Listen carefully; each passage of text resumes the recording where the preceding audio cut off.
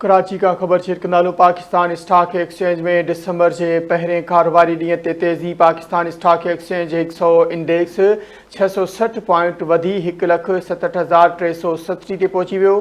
कारोबार दौरान इंडेक्स की घटितरीन सतह 1,66,024 रही। कराची में 100 इंडेक्स वध में वध 1,67,338 पॉइंट ताईं वधी वियो आहे। गुज़िरियल हफ़्ते जे आख़िरी ॾींहं ते इंडेक्स 1,66,677 पॉइंट ते बंदि थियो हो।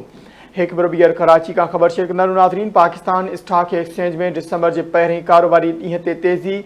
Pakistan stock exchange 100 index 660 points वधी 1,67,370 ते पहुची वियो आहे। कारोबार दौरान इंडेक्स की घटितरीन सतह 1,66,024 रही। 100 इंडेक्स वध में वध 1,67,338 पॉइंट ते थी वियो आहे। गुज़िरियल हफ़्ते जे आख़िरी ॾींहं ते इंडेक्स 1,66,677 पॉइंट ते बंदि थियो हो।